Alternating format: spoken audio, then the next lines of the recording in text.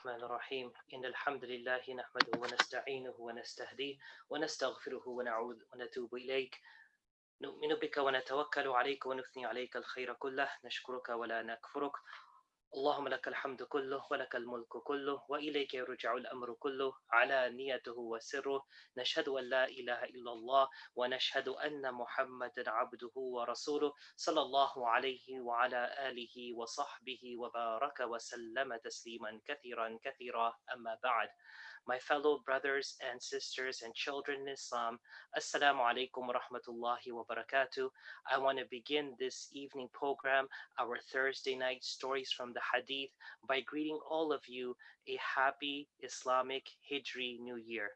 Today was the first day of Muharram, and we ask Allah subhanahu wa ta'ala with the dawn of this new year, 1442 years from the time that Rasulullah sallallahu alaihi wasallam departed from Mecca and made his way to Medina for new beginnings, for new opportunities, and for the betterment of Islam. This sacrifice resulted in Islam becoming a global religion. We ask Allah subhanahu wa ta'ala as we enter this year that we migrate from the strenuous situations and problems that the world has been plagued by. And we ask Allah that through these sacrifices and patience and devotion and acknowledgement that these aren't problems but they are tests, may Allah allow us in this year to migrate from these tests to the bounties and blessings that lay beyond this test. Ameen ya Rabbil Alameen. And once again, it is a day of Jumu'ah. Tonight marks the beginning of Friday. So Jumu'ah Mubarak. May this Friday be blessed to all of you and your families. May your du'as be accepted. May Surah Kahf be your protection. May the day of Jumu'ah bring the opportunity for excessive salawat upon the Prophet Muhammad sallallahu alaihi wasallam, and may it be a source of forgiveness for the entire week. Ameen ya Rabbil Alameen. So tonight, my dear brothers and sisters and fellow families, we are going to embark on one more story, another story that will give us a different perspective and understanding of our beautiful religion. This is the 29th story in the book, Stories from the Hadith. And inshallah, before we go into the story tonight, I just want to share a small message with all of you. Something in our life may be small, but we should never consider that small thing to be insignificant. To give contrast and an example to explain what I mean, Allah subhanahu wa ta'ala is great. He is the greatest. When we say Allahu Akbar, that means there is nothing that comes in comparison to the greatness of Allah in any way, shape, or form, single-handedly or collectively. We can't comprehend the greatness of Allah and the grandeur of Allah. But we know Allah has a throne, and that Allah subhanahu wa ta'ala sits on his throne, and that Allah subhanahu wa ta'ala is everywhere. These are things that are very hard to comprehend for this human mind and this human brain, which is so minuscule in comparison to the grandness and greatness of Allah. The point isn't to go into an aqidah discussion tonight, no. The point is that on that throne, the throne of Allah, it's a great throne. Allah has written something which in words is very small. It may be something very unnoticeable, but that does not mean that it is insignificant. It is told to us by the Prophet Muhammad sallallahu alaihi wasallam that in a hadith qudsi, Allah himself tells us, Rahmati sabaqat ghadabi, that my mercy surpasses my anger. Small statement, Rahmati sabaqat ghadabi. 3 words on a grand throne of Allah. It could be overlooked. It could be ignored, but does not mean that these 3 words are just 3 words. You see, my fellow Muslims, the point is this. If Allah has written this declaration and statement on His throne, it means something very important to all of us. And if Allah subhanahu wa ta'ala, related that to us, that means it means something even more greater.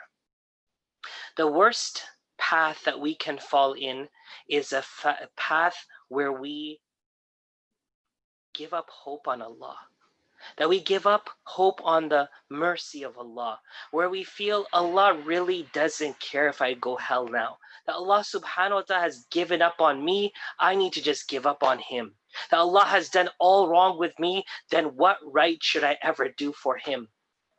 This is a very dark path.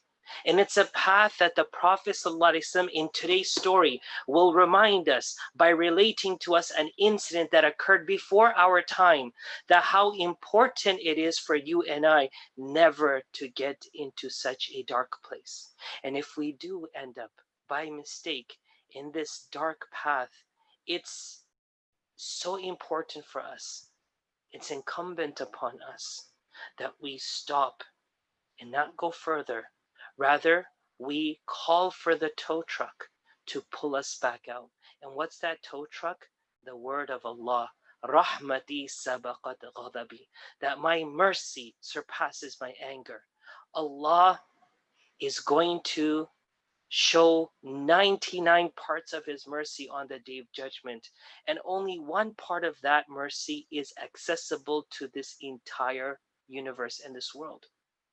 If Allah has, through that one mercy, created so much goodness on this earth, even though it may be invisible to you and I right now, let's not forget it's going to be multiplied 99 times more on the Day of Judgment. So we should never assume that Allah's mercy cannot reach me. We should never state that Allah's mercy, I am deprived of it. We should never believe that Allah's anger has encompassed me. Never. So with that being said, let us understand this lesson from the hadith of Rasulullah sallallahu alaihi wasallam, which is recorded by Imam Muslim and narrated to us by Abu Hurairah radiyallahu anhu. روى مسلم في صحيحه عن أبي هريرة رضي الله عنه أن رسول الله صلى الله عليه وسلم قال رجل لم يعمل حسنة قط لأهله إذا مات فحرقوه ثم اذروا نصفه في البر ونصفه في البحر فوالله لئن قدر الله عليه ليعذبنه عذابا لا يعذبه أحدا من العالمين فلما مات الرجل فعلوا ما أمرهم فأمر الله البر فجمع ما فيه وأمر البحر فجمع ما فيه ثم قال لم فعلت هذا قال من خشيتك يا رب وأنت أعلم فغفر الله له رواه مسلم. Subhanallah. For those who understood, I hope it brings context to the introduction that I presented before we read this hadith.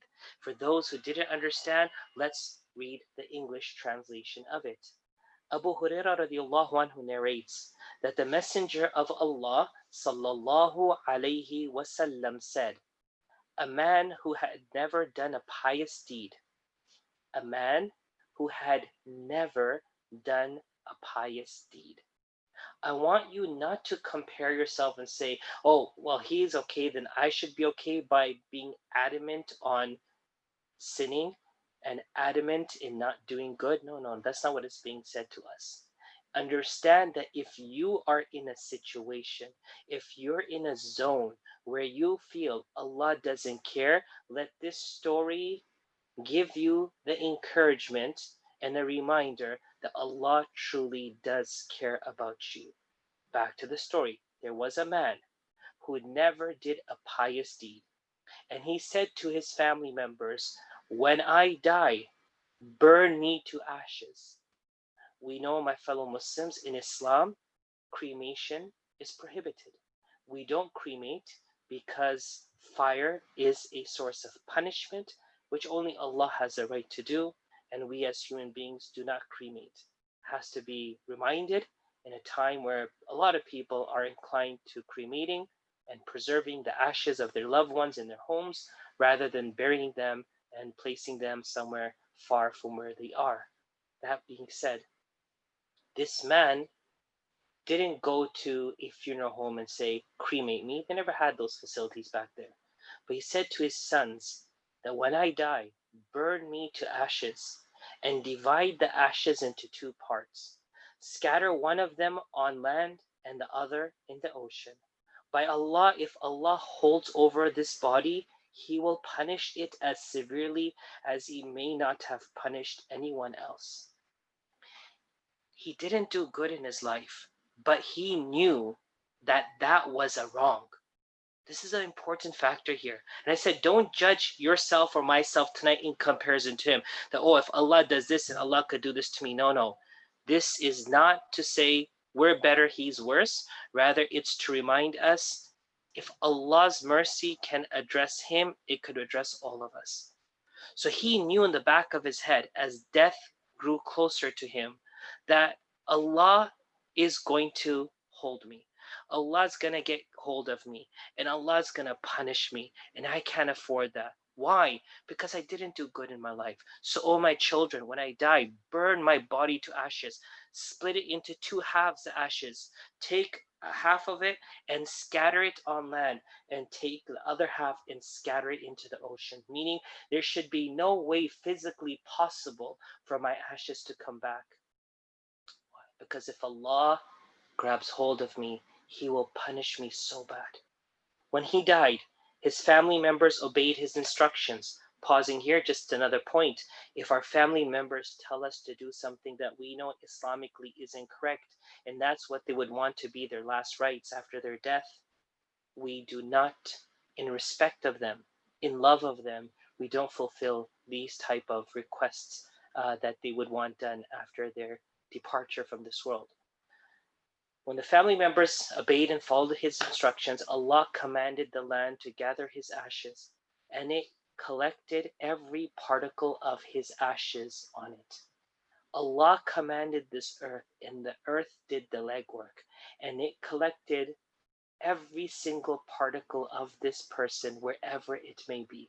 Now I ask you, if we were to burn a log into ashes and just throw the ashes up into the air and the wind would blow it left, right, and center, how many of us can guarantee that we will recollect every single particle of ash that we threw? It's impossible, right? It's impossible.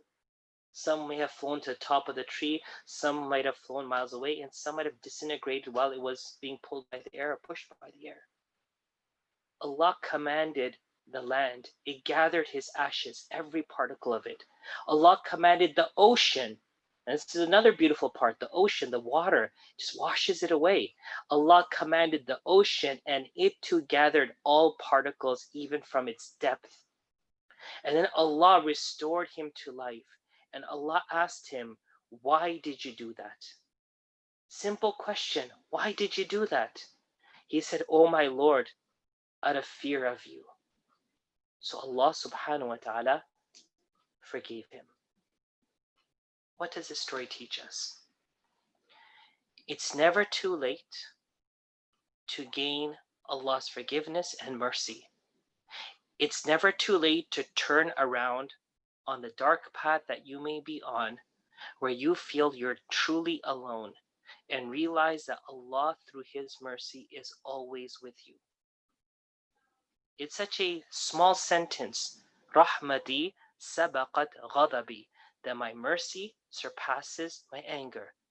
But truly, it is grand. It is such a grand statement. And so long you and I live within the realm of understanding this, we may bump from right to left, but we will never leave the bubble of Allah's mercy. But if we forget about this, we may stray far away, only then, at a time of desperation, to make a premature judgment why Allah doesn't care, when in actuality, when we left Allah's mercy, when we walked away from Allah's forgiveness, it followed us. It came behind us. So my fellow Muslims, Allah loves you. Allah loves me. Allah loves all of us. Allah subhanahu wa ta'ala is better to us than any creation can be, single handedly or collectively. Let's remember this in the first day, at the end of the first day of a new year. Let us be reminded that my Allah's mercy is always with me, and that when the world gives up on me, my Allah has never given up on me. So why should I give up on Him? Once again, a blessed Friday to all of you. Keep us in your du'as. On behalf of the Islamic Association of Collin County, we are grateful and thankful to all of you for your attendance this evening. May Allah subhanahu wa ta'ala allow myself and all of us to take a lesson from this and to practice upon the deeper meaning of this. Ameen ya Rabbil Alameen. Take care and Assalamu alaikum wa rahmatullahi wa barakatuh.